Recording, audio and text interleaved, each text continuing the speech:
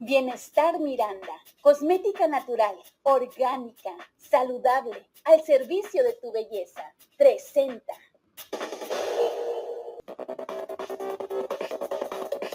Charlando con los escritores.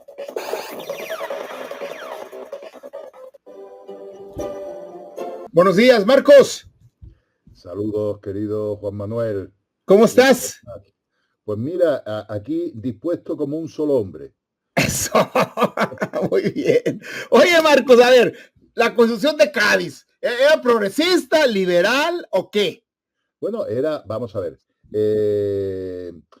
son términos que en cada momento histórico, en cada época han tenido un significado, ¿eh?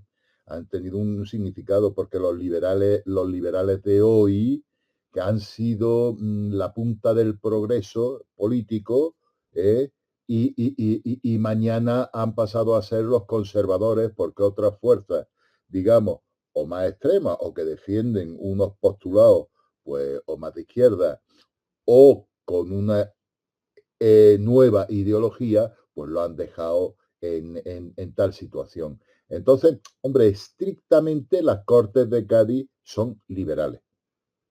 Y ser liberales en un momento en que ese liberalismo se oponía a la monarquía absoluta y significaba un avance en lo que es la estructuración del poder, en lo que es la asignación de la soberanía, pues de un soberano con un poder absoluto, y además de derecho divino, ¿no? O sea, recibido directamente de Dios.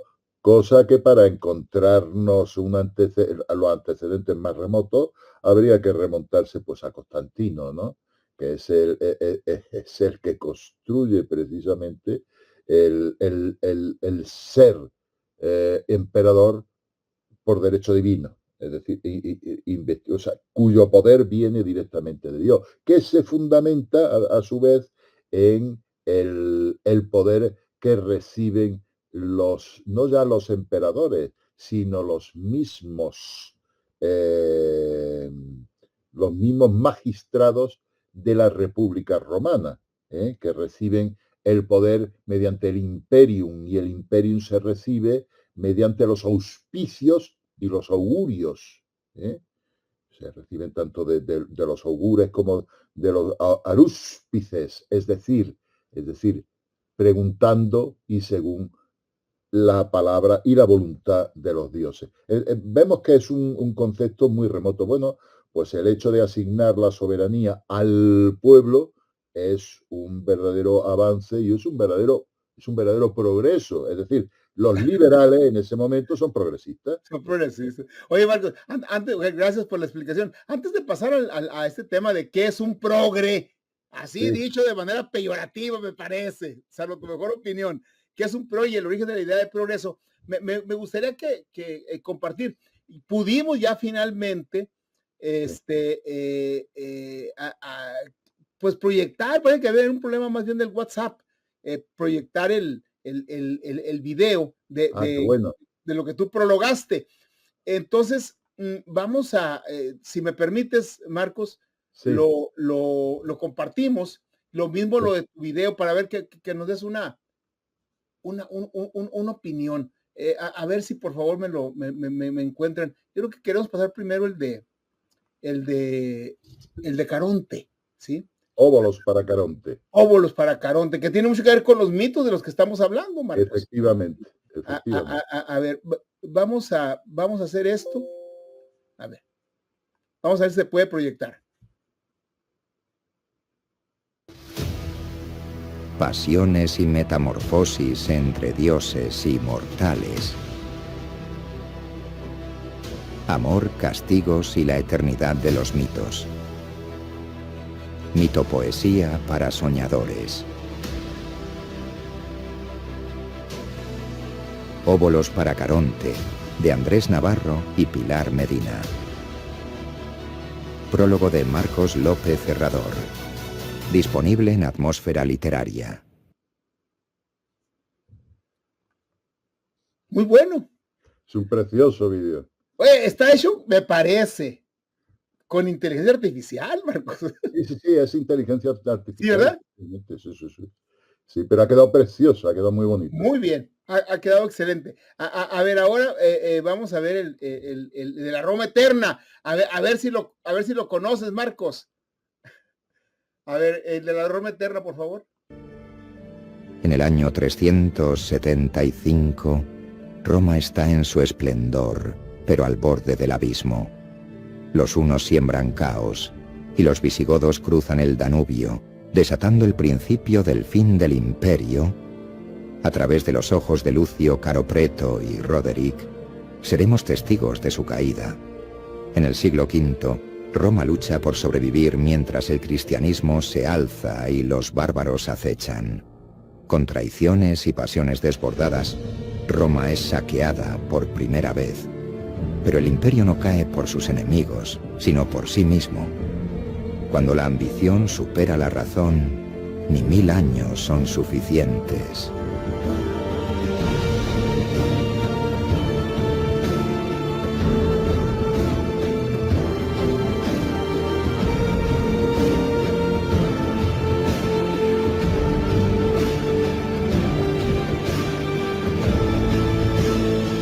Del autor, Marcos López Herrador.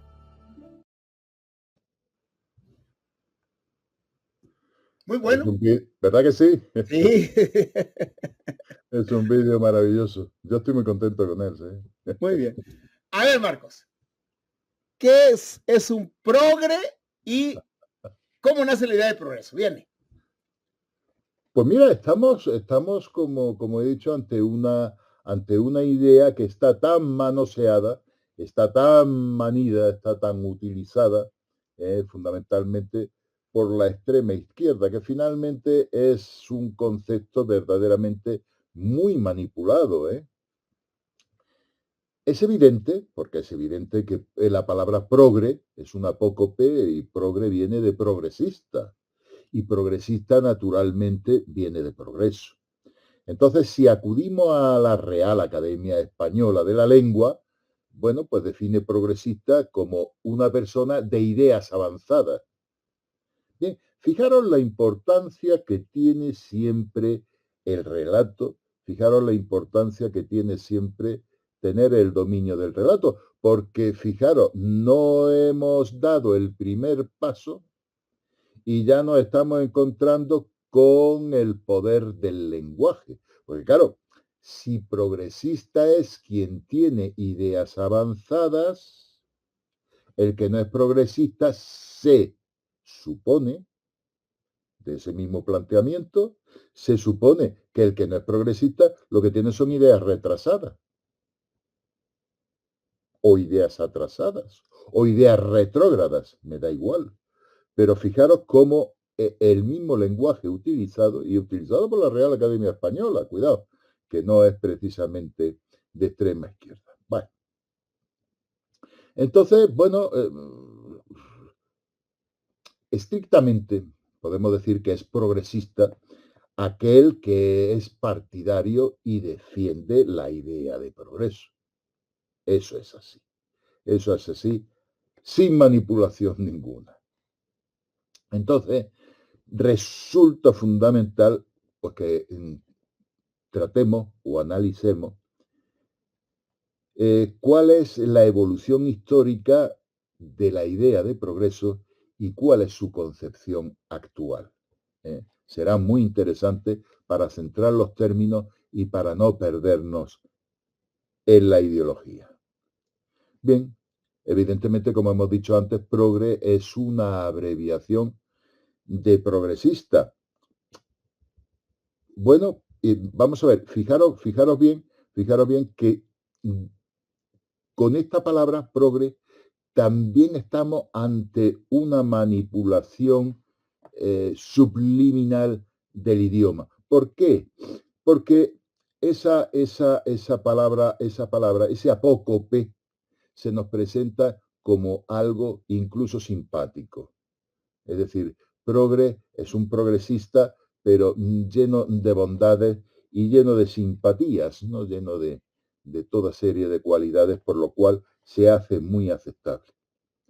Bueno, sin embargo, a lo largo de la exposición que vamos a ir haciendo hoy y en los siguientes días, porque hoy nos dará tiempo a poquito. Bueno, iremos viendo que precisamente un progre no es el defensor de una idea de progreso. No lo es. Vamos a ver. Las más remotas producciones literarias que se dan de nuestra cultura occidental aparecen en la India en el año 2500 a.C. Es decir, si queremos buscar los antecedentes más remotos, el inicio, el origen de nuestra cultura occidental, tenemos que ir atrás en el tiempo por 5.000 años. Quiero decir con esto que es conveniente que tomemos la dimensión de la antigüedad que tiene la cultura occidental, porque hoy los progres precisamente despliegan uno de los ataques más importantes, más fundamentales, más trascendentales que la cultura occidental ha sufrido a lo largo de su historia. Bueno, si nos referimos a la cultura occidental europea, esta tiene, ya digo, ese origen de 5.000 años, pero la cultura occidental europea tiene 2.500 años.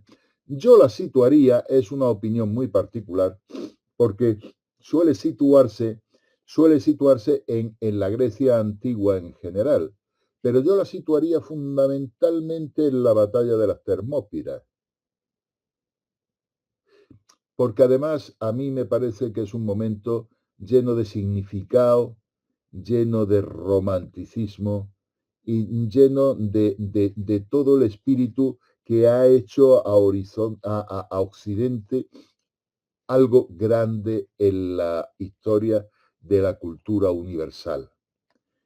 Porque en la batalla de las Termópilas se decidió si Europa iba a formar parte de Oriente o iba a constituir una realidad distinta, conocida desde entonces como Occidente. Porque mirad, a Occidente de Grecia no había absolutamente nada. Y el Oriente de los persas había decidido acabar definitivamente con Grecia, conquistarla definitivamente. Y para eso se mandó uno de los mayores ejércitos que han visto los tiempos y que ha conocido la historia. Aquel del que se decía que cuando lanzaba sus flechas, los arqueros lanzaban sus flechas, bueno, pues los soldados luchaban a la sombra de la cantidad de flechas y aquellos que cuando abrevaban en un río sencillamente lo hacían desaparecer, ¿no? Tremendo fue el ejército oriental mandado a Grecia. Y sin embargo, con una fuerza fundamental de 300 espartanos y otros 7.000 griegos. Pero fundamental, en el estrecho de las Termópilas, aquella intención de aquello que parecía inevitable. Yo siempre digo que nunca ocurre lo inevitable y siempre ocurre lo imprevisible, en general.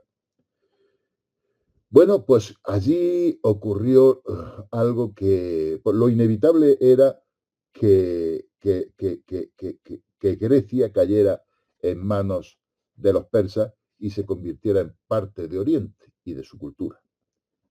Pero la defensa que se hizo en las Termópilas, que costó la vida a aquellos espartanos defensores, sirvió para salvar Occidente, para que definitivamente Grecia no cayera en manos de los persas.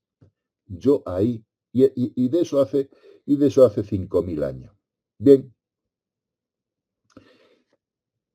De todas maneras, fijaros bien, y por venirnos o por referirnos a una época un poco más cercana, la forma más virulenta del ataque que está sufriendo Occidente se está produciendo a partir de la Segunda Guerra Mundial.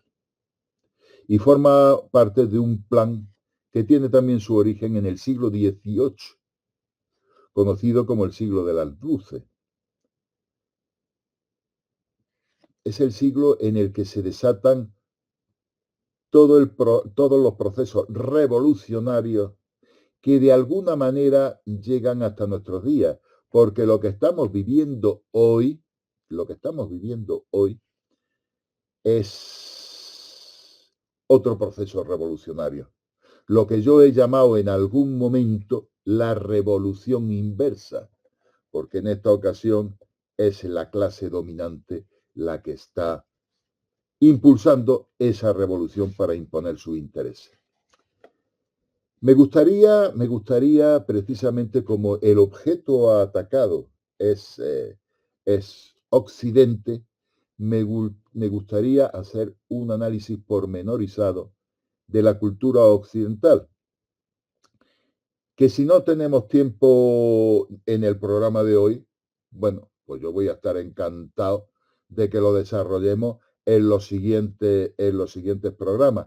Ya, Juan Manuel, lo dejo a tu criterio si empezamos con ese análisis o, dado la hora que lo dejamos para el próximo programa, lo que tú veas.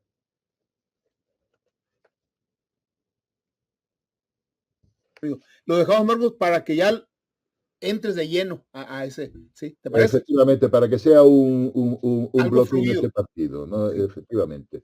Yo creo que sí, yo creo que está muy bien elegida esa opción. Correctísimo. Sí, y estamos buscando el de Caronte, este barquero del inframundo. Óvulos. ¿Óvulo qué es? ¿Regalos? Sí, los óvulos para Caronte, vamos a ver, a Caronte para que cruzara, para que montara en su barca a los muertos y lo hiciera cruzar el lago, se le tenían que dar 2 monedas. Su propinita, pues. O se le ponían en los ojos a los muertos o se le ponían en la boca. Y esos son los óvulos para Caronte. Los regalos para Caronte. Efectivamente. Sí. Muy bien, muy interesante, Marcos. Te mandaré un libro dedicado por los autores, ¿sabes?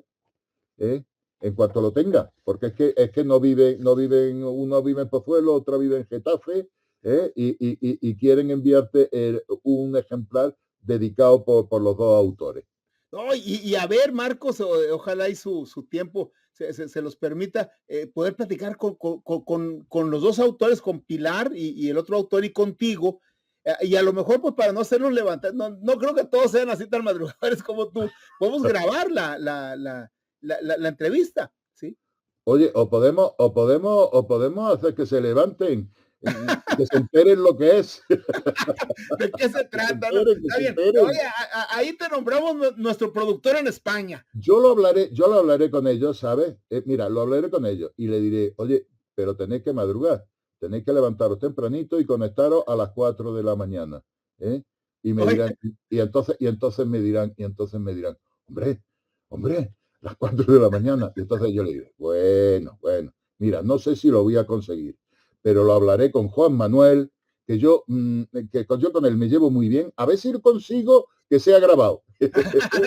Muy bien, correcto. Oye, que se levanten muy temprano o que no se acuesten. Claro, Otra opción. Lo mejor es que no se acuesten. Muchas gracias, Marcos. Un abrazo muy grande. Que estés muy bien.